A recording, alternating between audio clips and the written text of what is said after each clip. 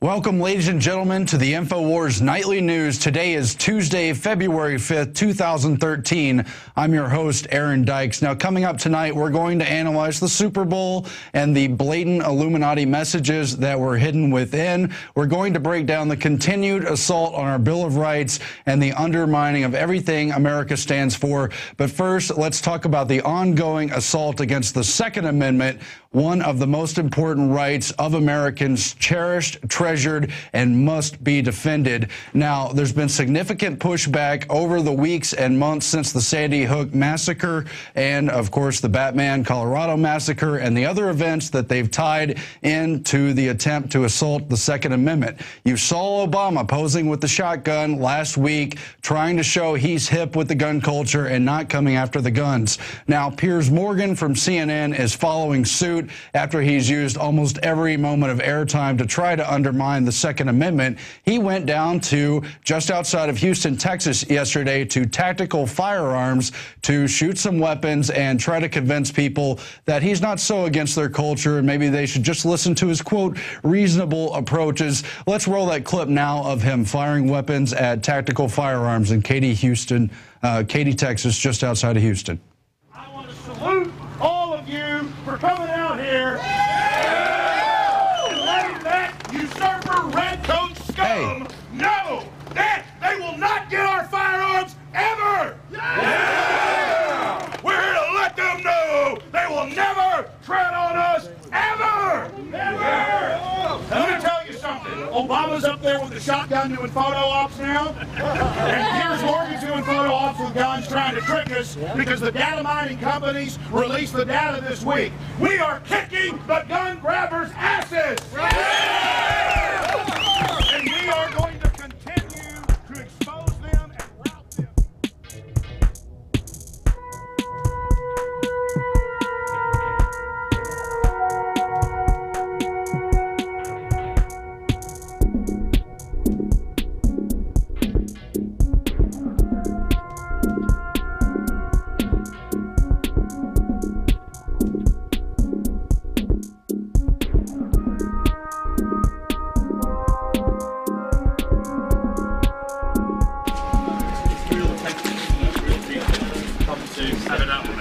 Hey, how are you, mate? Good to see you, man. Good to see you. You good? Yeah, I hope you have me back on. I hear you're a big customer here. Oh, no, but some of my listeners are. They say it's the best around here. Yeah. You good? Are you enjoying global fame? Oh, well, I already had quite a few listeners, but no, it certainly went viral. Yeah. That's why we should do another interview. We might do. And My ears haven't recovered yet. do what? My ears haven't recovered. Well, it was good that I had a fever and was actually sick. That's why I was sweating. I almost didn't come because of that, but I said I'd do it. That's kind of why I didn't blow up on purpose. But I thought it turned out as, good for people to think about the debate. Sure, no, everyone talking. No problem with that. Are you guys going live tonight? Most of it, yeah. Only a couple of pre-records, but most of it's live. Are you going to have me back on? I don't want to promote you that much, Alex. I know, exactly. But I thought you won the debate, though. You were saying it was the best interview ever. You said on your Twitter you wanted to shake my hand and have a civilized conversation. There we are. All right. Good to see you again. You just had a civilized conversation. I've had very civilized conversations in Texas since I've been here. All right, well, good. We'll see. We just had a friendly talk right there. Good to see you again. All right, good seeing you. Good luck with the show. Take care. Good to see you guys. Okay, so how about we do this? Since we're going to be shooting, do you mind if these guys are going to be moving around a lot? If we're not part of the segment, if we can just clear. Yeah, I'll just step right back here. It's totally fine. Right. Not during the segment, though. Yeah, we can't have it. Alex. No still shots, Well, sir. Because we're doing it live tonight. We don't want Okay, well, that's fine. It's just the owner who told me that. I thought you guys are live tonight. We are, but we're just taping this. But Okay. we just do this after. Yeah. Oh, that's right. Are you a CNN guy? Oh, that's what I thought. Where's Jeremy, the owner? He was real nice to talk to him on the phone. Right there. Okay, great. Well, go ahead. Go ahead. But do you mind? Sorry, we got to get out of here. This is okay. I understand. We This can is talk- like Obama shooting the shotgun. But we can talk right after. Now you're going to make everybody think you're pro-gun Thank you much. because you lost the debate. I won. You're scared to have me back on, Piers. Thanks, guys. Because obviously, if you guys really think you beat me in the debate, you should have me back. No, I mean, and I think that we've been trying to figure out when the best time to have you back. Well, my own There's no doubt that we want you back. My gosh, you ready to play game about We have a list of personnel that are authorized to be in the building. No, it's fine. Can I talk to Jeremy? Because He's You have to give him a shot later. All right. You get a cell phone number and everything, right? Yeah, that's right. Just give him a call and. Yeah, I've already got what I wanted going, that little thing. We'll head out this way. Fantastic.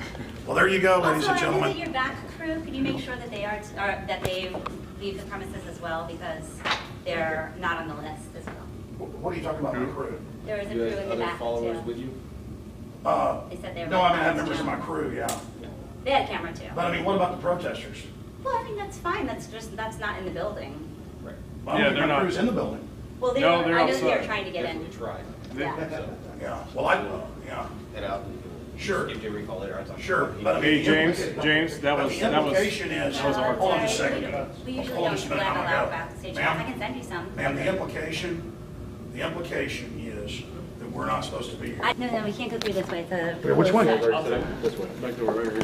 Okay, which way? This one? Down here. Lead. You want this back? Yep. Oh, here. I want you to. Can I talk to you? Yeah, I just want to make sure that you get the premises. Come on. Yeah. Let's see. That's all part of that issue, playing God. That's CNN doing that. Yeah. Which exactly falls into our hands. That's what we hope to.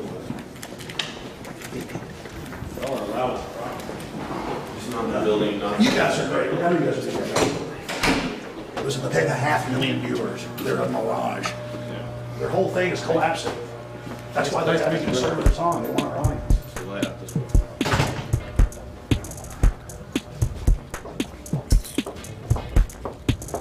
Another huge victory. So Alex, stay in touch, okay? And let us know when next works for you. I'm ready to do satellite. All right. Live. Thanks a lot. Have a good one. Have a good one. Take care, guys. Hey, they said you guys were trying to get in the building. Is that true? No, that was organized. No, me and another fan wanted to. Okay, good.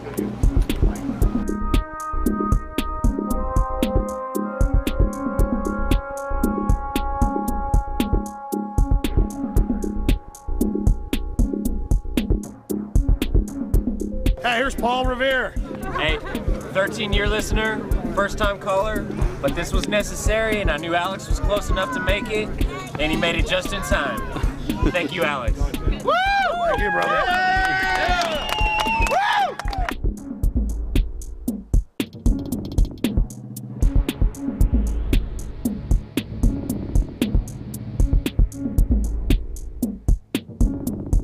Drop in violent crime because of an explosion in gun ownership and some sealed carry. Criminals are scared to death. Now they just knock back the stereo. Home invasions, all the rest of it are down because the criminals are scared. They are scared. And these big city crime bosses in New York and Chicago have the highest numbers in the world. They're angry because they know everybody's finding out that more guns means less crime.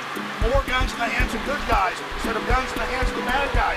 They know that's coming out. They know the gun culture is the beachhead of liberty on which we're building the rest of the republic back, and equality, not based on religion or race or where you're from, but on the Bill of Rights and Constitution.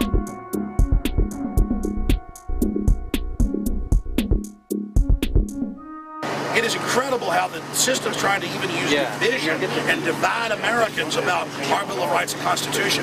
I support the First Amendment, the Second Amendment, the Third, the Fourth, the Fifth, the Sixth, the Seventh, the Eighth, the Tenth, all the way up.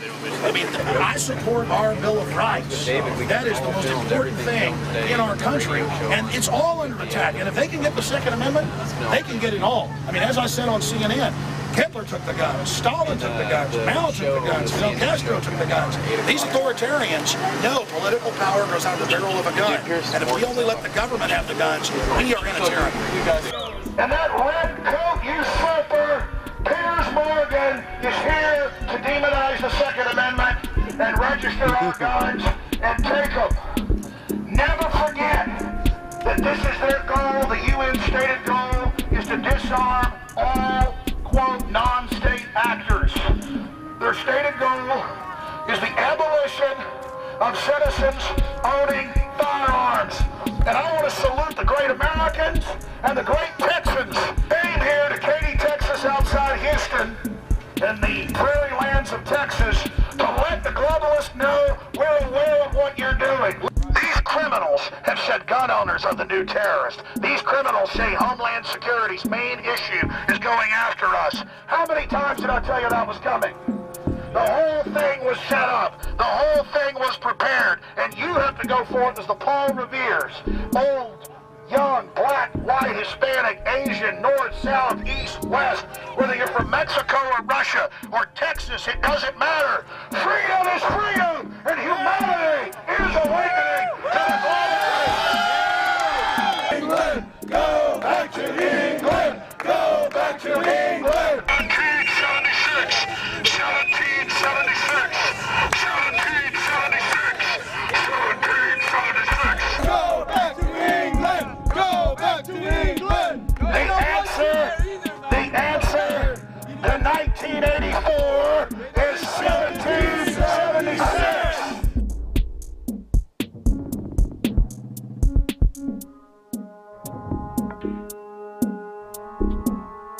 Protest gathering, it's quite tyrannical, as if we're trying to stop him from having a show. No, we're here that he understands. Don't try to take our rights.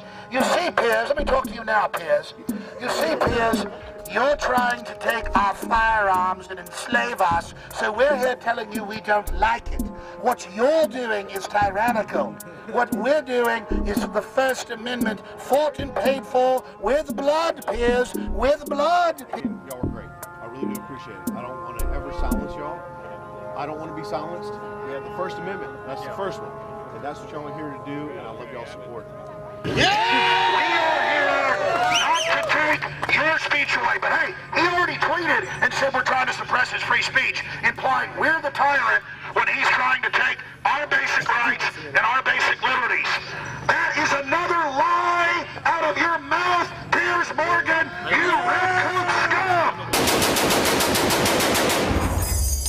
And so there's some key excerpts, some highlights from the rally we had outside of Tactical Firearms yesterday. As you saw in that video, Alex spoke to the owner, Jeremy Alseed. He was also on the radio show program this morning. And as usual, it was great to meet all the supporters and have people standing up politically using the First Amendment to fight for the Second Amendment. And it's been such a rally cry across the country. The gun grabbers have heard from the people, and they know they don't want gun control, so they're feigning defeat. They're feigning defeat, that is, acting like they've lost the battle, kind of halfway embracing the gun culture.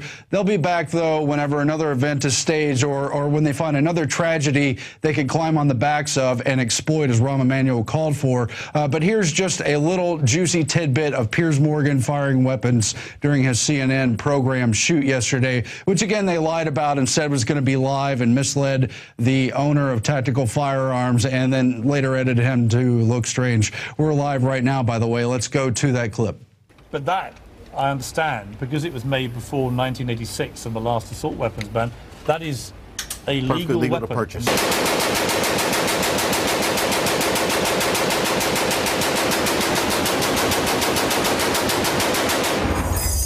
Why would any civilian need one of these? This is an investment.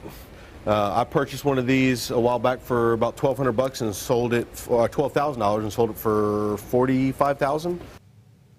And again, there's been such an outcry about the shameful and disgusting moves to restrict the Second Amendment, which, of course, you know, shall not be a fringe, that the gun grabbers have had to repel, have had to make strategic retreat until they can put out a new propaganda line. But meanwhile, is there a covert purge going on? We've already seen how Navy SEALs are a hazard to the lies being sold by the administration. Remember, right after the bin Laden raid, some 20 Navy SEALs just coincidentally died in a helicopter crash. Now there's the death of Navy SEAL Chris Kyle, who, of course, was promoted by the system and the establishment, touted in the media as a big spokesperson for the pro-war factions and what have you. But in the more recent weeks, he's come forward to completely defend the Second Amendment. He set up his own organization to try to encourage teachers to be trained and armed so they could potentially protect children in a school shooting. And now he has wound up dead. Of course, you heard about that story in the past couple of days, but this morning, Paul Joseph Watson published his article about how a U.S. Marine, an active Marine, came forward to challenge the official narrative and warn us that there might be more to the Chris Kyle murder. That's because he knew the alleged killer, Eddie Ray Ruth, and says there's really no reason he should have suffered from PTSD, post-traumatic stress disorder, because he never saw active combat, and while he was in in the service, he was only a mechanic and only would have seen the lightest of any kind of things and, quote, never went beyond the wire. And so they really don't know why he would have been considered to have PTSD. Perhaps he may have fabricated his experiences to Chris Kyle to get close to him, or maybe there's quite a bit more to the story. Hopefully that will all come out. We've got to talk about these things. We've got to expose false flags and covert murders if they're going on. And of course, we have to continue to stand up for the Second Amendment. But we have this exclusive photo from the Marine, and he otherwise gave us credentials to show that he really was who he said he was, and that indeed he served alongside of Eddie Ray Ruth, and just that it doesn't make sense that he would have been suffering from PTSD and then just flown off the handle and started killing someone.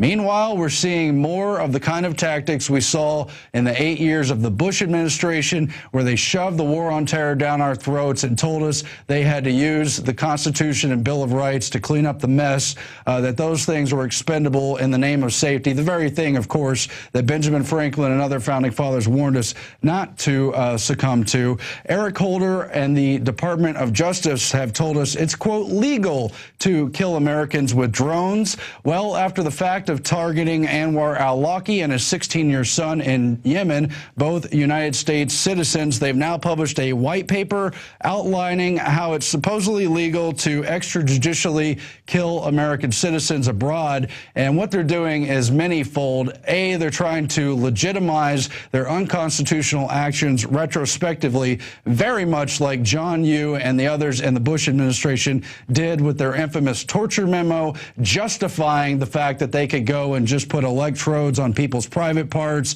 or invade homes or use children as leverage and collateral to get supposed suspected al-Qaeda members to talk. And they're saying it's completely legal to just send a drone over and target bomb suspected al-Qaeda members. No proof, no due process, no Bill of Rights, no questionings, no hearings, no need even for evidence. All you need is for a senior military officer just to say that, yes, there's reason to believe he might be an al-Qaeda suspect, and bombs away. What they're also doing is trying to legitimize the killing of Americans right here on American soil. They've already deployed the drones. They've already phased them in and conditioned us to accept them. Now they're producing white papers explaining why they don't have to have evidence or due process. Really scary stuff, disgusting, completely unconstitutional. There's more than one reason Eric Holder needs to be held in contempt and impeached from office and indeed put in prison. Meanwhile, Janet Napolitano, head of Homeland Security, is doing her job to further debase the United States of America. A new Senate plan would give Napolitano the final say on border security. That's a report coming out of thehill.com, and it's also in Yahoo News and the mainstream wires and the AP, about how under the bipartisan Senate framework for amnesty and illegal immigration reform, Janet Napolitano would have the final say over whether the border is secure enough to put 11 million immigrants on the path to citizenship. And she alone would have responsibility for judging the metrics of border security. Well, we already know they want to introduce more and more biometrics at the border. They want to ramp it up all the way to iris scans and beyond. Who knows, maybe someday they'll be asking for blood samples. Meanwhile, they want to maintain that 50 to 100 mile border zone that they say is constitution free, where they claim they could stop people with no reason and search their cars, their vehicles, their possessions, in spite of trampling upon the Fourth Amendment. And we know that Janet Napolitano has been promised higher office. They've even mentioned her in articles out this week about how she's a potential candidate for president, how she may even be a Supreme Court justice, and she's just repugnant. Repugnant, disgusting, repugnant to the Constitution. She doesn't stand up for anything. Homeland Security was put in place to occupy and debase America, to trample its rights, and prepare to clamp down on the American citizens, starting with the dissidents who speak back. That's why we all have to speak out right now about the Second Amendment, the Fourth Amendment, the First Amendment, due process, all of our rights, and tell them to stop, that all of our Bill of Rights, guaranteed under the Constitution, given by God, and recognized by our wise founders, are the line in the sand. All of them, all or nothing. Get away from them. Repugnant. Turning to eugenics, Breitbart put out a report on a new book, What to Expect When No One's Expecting, discussing America's coming demographic disaster. And they break down the 50, 60 years of family planning, primarily pushed by the Rockefeller Foundation and its other entities, including the Population Council, also pushed through the United Nations, through organizations like the UN UNESCO program, through the United Nations Population Fund, and of course through other private groups, the Ford Foundation among them, as well as Planned Parenthood, who provide money for supposed reproductive rights and reproductive health in all the third world countries. Now this report calls it the left's dream, the liberals. We know it isn't that, it's the eugenicist dream, and they explain how under Lyndon Johnson, the Food for Peace Act was started, where they would use USAID, the Agency for International Development, to dangle food donations over the third world to induce them into going along with family planning, with eugenics reduction targets, the one-child policy where they can get it, softer targets where they couldn't get it. In countries like India, they impose forced sterilization. People have been killed and maimed, indigenous populations wiped out, a lot of horrible stuff, all while people like Paul Ehrlich and John P. Holdren scaremongered the American population about the population bomb that never came. They said resources would deplete and that we would outgrow our ability to survive. They even produced this family planning clip, which will tie into the larger discussion we're going to have on how they condition us through the television and the media to accept the top-down control, the draconian measures. Here's a clip that Disney produced for the Rockefeller's Population Council in 1967, scaremongering about family planning. This upward rise is being slowed by the sheer weight of numbers, that in time, more and more children are born. With this many mouths to feed, there won't be enough to go around. Of course, there will be no money for modern conveniences. The mother will have too much to do. She'll be tired and cross, and her health will suffer. The children will be sickly and unhappy, with little hope for the future. So that famous from one of the leading propaganda firms that targets children have put out this piece for adults to trick their mind into accepting it, tell them they'll face poverty, that their lives will be miserable if they don't do this. Meanwhile, what's really happening is this demographic fall off where there's not enough people to take care of the aging population, which sets the scene just perfectly for more dependence on government. We're entering the age of Obamacare, and now the elderly won't have enough children to financially support them. The children are tuned into media, culture, TV, don't care about their parents. And so they'll be putting into nurse homes, they'll be put into nursing homes, and they'll be phased out under eugenics, under Obamacare, under the death panels, and no one really will care. It really sets the scene for a larger depopulation, more dependence on government, and a total debasement of this country. And it is just fitting with another Urian Mason report. He, of course, has been on the cutting edge of a lot of this eugenics information, reporting exclusively for Infowars.com on the Rockefeller Brothers Fund, how they bought off evangelicals, mayors, governors, other leaders for the earth. And, of course, the Rockefeller family in general has been the largest promoter of eugenics. But under the Rockefeller Brothers Fund, they use their grants, their donations, etc., just in the period of 2005 to 2010 to push for acceptance of Agenda 21, the goals set by the 1992 Earth Summit, to push for the IPCC and the acceptance of the global warming climate change lie, and to push for this whole green culture. And those who weren't ready to go along with family planning, those who didn't believe in climate change, those who didn't want to be part of this, were given grants, given money to get along with the program. And it's very fitting with Edward Bernays and the social conditioning, the propaganda formula, to just buy off the leaders and use that to convince the masses to go along with the agenda. And we see, fitting in with that, how the power of TV in the London Independent, how watching 20 hours of TV halves the sperm count, and it fits right in. It's a behavioral thing. It's mainly having to do with the sedentary lifestyle. Yet you see the results of that behavior fitting with the eugenics propaganda and the general cultural programming. Sit in front of your babysitter and watch the world slip away. Of course, the Super Bowl occurred this past Sunday, the Stupor Bowl, the mass cultural brainwashing event where they get everyone to tune in and just celebrate this domination of sports, culture, bread and circuses. Mellisa Melton has a special report breaking all this down and why we saw Illuminati symbolism during the halftime performance with Beyonce and why the lights went out.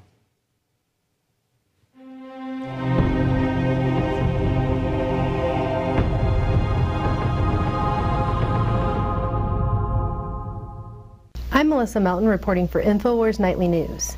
The day after the Super Bowl, the top story on Yahoo.com was, did Beyonce flash an Illuminati sign? Next to a picture of Beyonce making a pyramid hand symbol, the article goes on to say, according to legend, the Illuminati are a tiny super secret cabal of influential individuals who have shaped the course of world events. So it makes perfect sense that Beyonce would flash their triangle sign to one of the largest viewing audiences in human history. What better way to preserve a secret? That's a definite possibility. Founded by Bavarian professor of law Adam Weishaupt in 1776, the Illuminati is considered the most notorious secret society, a sect bent on manipulating reality and dominating through a world government. These so-called illuminated ones have been referred to by some as Satan's elite, whom they worship. Their symbol is a pyramid to illustrate the idea of a top-down societal control system, and the pyramid features an all-seeing eye, or the Eye of Lucifer. Infowars has reported extensively on the history of the Illuminati, their birthplace, their prevalence in popular culture, music, movies, and their intent to dominate the world. While the article's language seems to sarcastically play off Beyonce's hand gesture as no big deal, this isn't the first time we've seen questionable symbolism at the Super Bowl. Look at these screenshots we've got from last night's Super Bowl performance by Madonna, and then you can also Google image search for yourself and type in Baphomet. And of course we see that Madonna is dressed up as Baphomet. She's sitting on the throne of Baphomet. She's got the horns. Later on, she's got the hand gestures of Baphomet. And this is the idol that the American people during Super Bowl halftime show are being told to worship. So, who's Baphomet? Baphomet is an idol used by Satanists to represent the devil. This also isn't the first time we've seen questionable symbolism from Beyonce. The pagan deity Baphomet, a figure revived in the 19th century as an idol for Satan worship, has been prominently featured in her videos and album artwork, and she even wears a Baphomet ring. And Beyonce isn't the only music star by far who's been called out for having hidden symbolism in her videos. The Yahoo article claims that Beyonce is merely supporting her husband's record label, but if this symbol is a diamond and not a pyramid, why are he, Beyonce, and other stars seen looking through it with one eye? In addition, let's analyze this shirt sold under Jay-Z's clothing label. It again depicts the pyramid hand symbol with the all-seeing eye atop it, and 13 rays of light coming out of the sides, encircled by a serpent and other smaller symbols with the tagline, Masters of the Craft, at the bottom. Jay-Z has also had some interesting critiques of hidden messages in his music as well. Jay-Z, H to the Izzo, V to the Izzy, Jehovah God, that's what he calls himself. We just happened to come across a very disturbing song by Brother Jay-Z and has a backwards message in it, and we had to reverse the song and play the song backwards. 666 murder, murder, Jesus. 666. And the rapper has gone on record wondering why people have linked him to devil worship and the Illuminati. When asked by radio personality Angie Martinez if these rumors of deliberately adding images to his videos were true, Jay-Z responded, "No, never done that before. Why would I do that? That's retarded." But here's a clip of another interview where Jay-Z actually admits he hides messages in his music. And then I start doing, these different, hidden messages in the music, just as that replaced, the technical aspect of it. And then it just, evolved from there. The Super Bowl aside, we've seen other curious eye symbolism at major events. At the one-year anniversary of 9/11, the band marched out onto Ground Zero in what appeared to be an all-seeing eye formation. Are all of these mere coincidences? Many people ask, if the Illuminati is such a super-secret cabal and they're so devious, why are they openly hiding their symbols in plain sight? In his book Secret Societies and Psychological Warfare, Michael Hoffman II calls this revelation of the method, or advertising one's power openly to amplify it, gloating and flaunting the idea that resistance is futile before an unsuspecting public. Are all of these established Illuminati symbols supposed to acclimate people subconsciously to a darker agenda, or are we really supposed to believe that all-seeing eyes and pyramids and Baphomet costumes are going to be the new theme for the Super Bowl every year? And what is the average person supposed to think about this continuous symbolism inundation? Or is the truth that they're not supposed to think at all, but just go along with their regularly scheduled programming? I mean, how many coincidences can you have before it's not a coincidence anymore? These are overt messages of elite domination by a covert group parading a pageant of mass conditioning before the public in a culture dominated by television at a sporting event watched by millions every year. And many do not even realize what's happening. If it doesn't mean anything, why is it there? For Infowars Nightly News, I'm Mellisa Melton. And that's an excellent report. So why are we seeing this manifestation of clearly Masonic, Illuminati, secret society images? Well, this is a mass cultural rite. It has all the trappings of a religious pageant. But instead of being Christmas, instead of being Easter, the festivities of other religions, this is the modern day social engineering religious rite where they ask everyone to come together, clear their schedule, make a special get-together for the Super Bowl, tune in to a maximum audience event. And it's a focus point for this top-down symbolism, which is manifest covertly. That's right, the masses of people are not supposed to catch on what these symbols mean. They're supposed to think about them primarily subconsciously, where it affects them almost like a wound. And then as they continue watching TV through the days, through the hours, they see different varieties of these symbols reappear, and they affect them subconsciously. People like Carl Jung explain how that affects the archetypes and what that does to human behavior, emotional response, and our thinking and development. It has a profound effect. And it's this whole perfect storm where the population has learned to love bread and circuses, and particularly has learned to admire the celebrities they see on television who proceed over these events. People like Madonna, Beyonce, Lady Gaga, but the other normal performers as well, the people in Hollywood. And those people are on the inside circle. They have privileged get-togethers, special parties where they feel included and want to climb the power structure, and thus they're invited to secret societies, places like Bohemian Grove or the other types of secret societies, you know, for the politicians, Bilderberg, and this is the continuation of the Illuminati system. Black entertainers and black spokespeople have the Boule, the secret society that's allegedly connected with Skull and Bones. There's a lot of behind-the-scenes stuff here, a lot of allegations about trauma-based mind control producing some of these celebrities, and it totally fits with this ritual, this pageant, where they display a symbol the public isn't meant to understand, and it's meant to hit them subconsciously as they respect and admire and tune into these entertainers. They're being bombarded with the message which primarily reinforces that the elite are in control, that they're at the top of the pyramid, and that their all-seeing eye is looking down upon you. We have to talk about these symbols, analyze them, decode them, break them down, and break that conditioning. We have to break out of the social conditioning, turn off the television set, and stop letting it run our lives. Now, follow The Republic. The movie we produced with Alex Jones in 2009 covered a lot of excellent information, a lot of financial stuff, the climate change hoax, and tucked inside of it was a little nugget about the TV programming, how it affects the mind, and how they use it to manipulate the masses. It's kind of an overlooked but very important part of that movie, and I wanted to play it now in relation to the Super Bowl, in relation to this mass bread and circus ritual where we're all meant to love our own servitude. Here's that report. It is bringing entertainment to thousands of people. Through its magic, we are able to enjoy a combination of the radio, motion pictures, and the stage, right in the comfort of our own homes, simply by pushing a button and turning a dial. These cells with their electrical charges are scanned by a stream of electrons, completing 30 pictures a second. most people still today think that all entertainment to do with movies, drama, is therefore nothing more than their entertainment.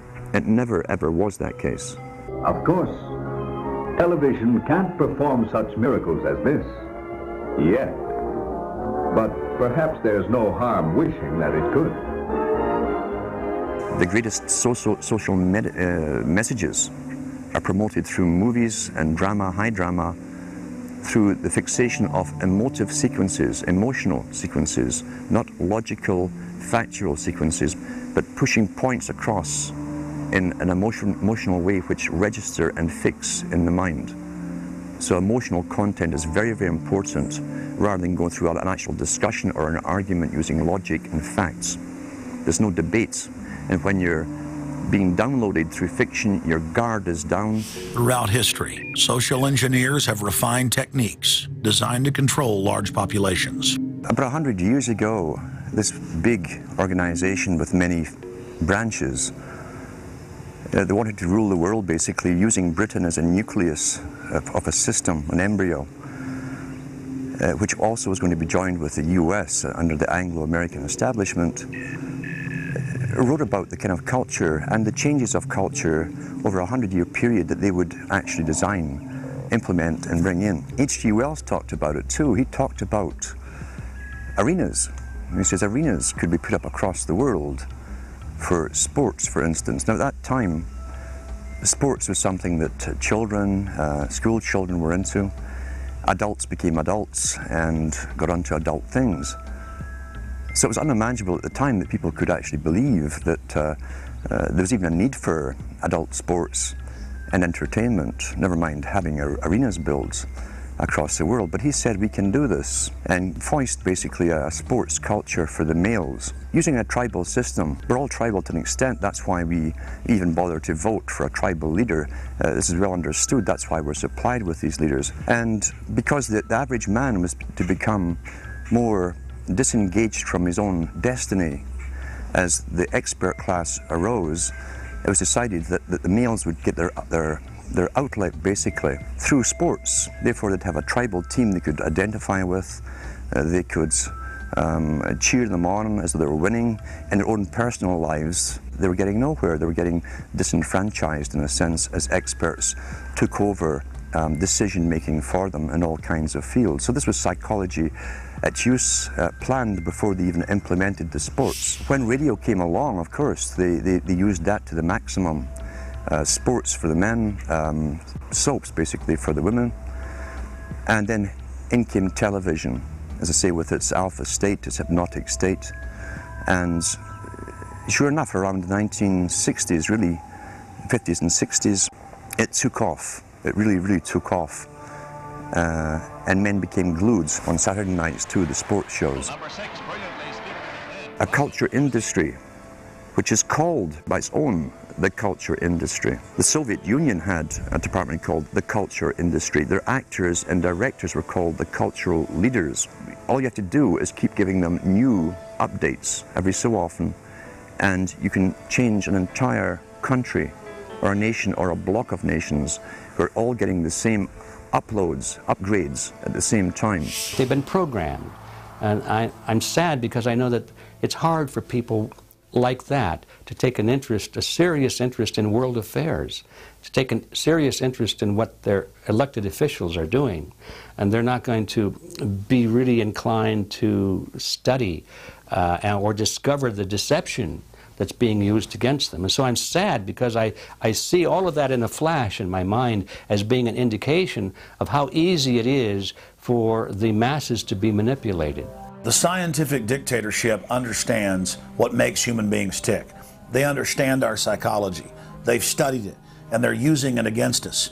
But the minute the public awakens to the fact that there is an agenda to manipulate them, and the second the public realizes that they are being conditioned and controlled, the establishment begins to lose that edge they've got over people. So all I ask viewers to do is to think for themselves and to study public relations, to study advertising, to study propaganda, and to realize how much of it is out there in their daily lives. And then make the decision for yourself. I just want people to think on their own and to not have their decisions and their thoughts and their ideas pre-packaged and basically downloaded into them. If it's on TV and a famous face says something, then it must be true. He doesn't have to show you facts or anything else. You've been brought up with these faces. That's why they keep these guys on television into their 70s and 80s. You've grown up with this father figure who's on television every night at 6 o'clock, in your house, in your room, staring right at you. And he's a father figure. Would he tell you a lie?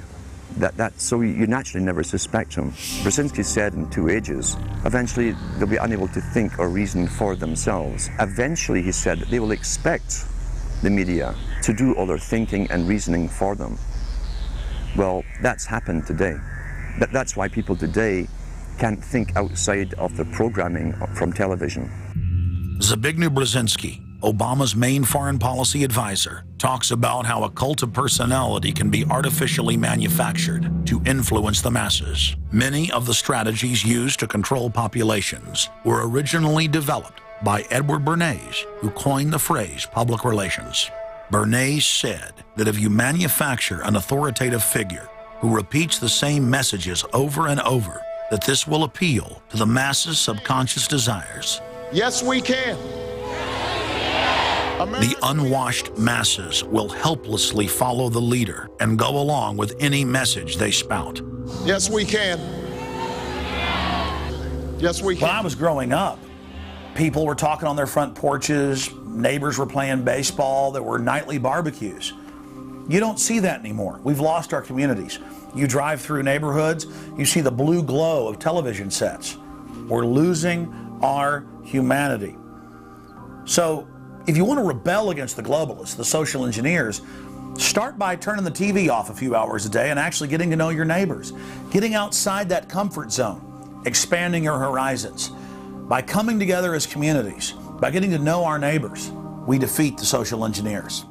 And that, folks, is the essence of the InfoWar. They have tried to manufacture our consent. They have tried to shutter our minds, keep us in a tiny spectrum of thought. We must recognize the effect of mass media, the attempt to socially engineer us into annihilation, and we must say no. Spread the word, spread the truth. We turn now to our daily quote, which has some of this in mind. It comes from Winston Churchill. A lie gets halfway around the world before the truth has a chance to get its pants on.